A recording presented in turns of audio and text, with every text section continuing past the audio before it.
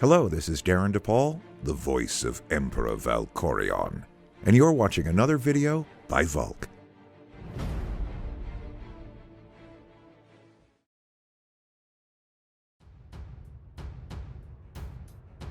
Greetings from Bulgaria. Do you remember when was the last official roadmap posted for Star Wars The Old Republic? That's right, it's been a while. Keith Kanneg posted on the official SWTOR forums a message that I very much want to pass as a roadmap.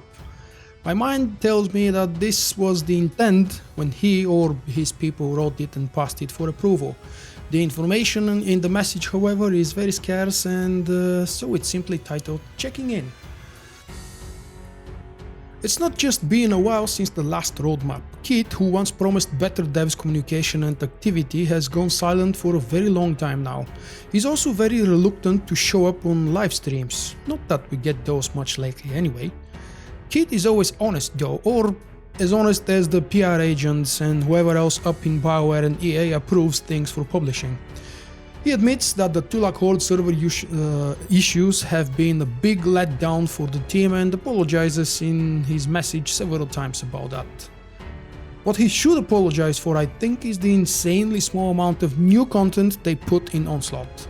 My fears have turned to be true after all. The Spoils of War was very overhyped and BioWare did everything they could to draw the attention to that segment of 6.0 and somehow hope to mask the short news story. Hey, don't get me wrong, I like the narrative. The Empire's version of the new storyline is, as always, way cooler and more intense. But that's not new, I think.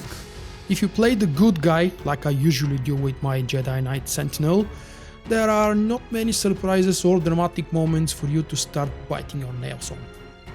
The Spoils of War was a complete overhaul of how loot works in Star Wars The Old Republic, with the idea that whatever you do will reward you for your efforts. As if we could not have predicted the outcome. The oldest and most boring Flashpoint, Hammer Station, became the most farmed and most rewarding place to get your new set or sets of gear, again. With 5.0, BioWare spent several updates over the course of nearly a full year, refining and tweaking a broken system and lacking class balance. I hope the devs will not focus on Spoils of War and forget that this game needs content too. The expansion under-delivered when it comes to quantity. About the quality, I'll leave it to each and every one of you to share your thoughts in the comments. I personally wanted more. I got little less than what I was hoping for and a little more than what I personally expected based on the pre-release talk and reveals. So, patch 6.0.1 is coming in just a few days. The target release date is currently set for 14th of November. Unfortunately, Keith only confirmed bug fixes for this update and, well, some kind of a surprise, but he didn't even want to hint what exactly that surprise might be. The next patch after that will also be the final update for 2019 for SWTOR.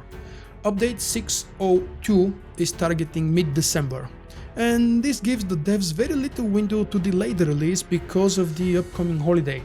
That means we probably won't see new features released there, at least not important and major ones.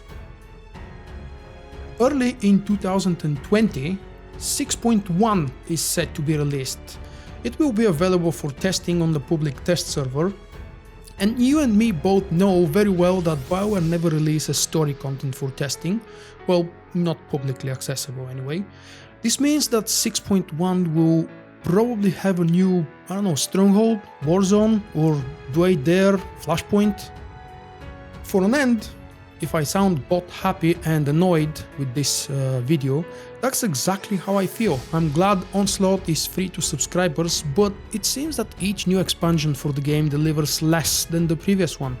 I really wanted them to surprise us with two big open worlds, but instead we got small daily areas stuffed with fetch missions to grind for your reputation. I'm very happy that the Spoils of War system did not release completely broken. We couldn't see the full system implemented on PTS because of lack of time. Whatever you and me are unhappy with regarding Spoils of War, it will be patched, changed, fixed.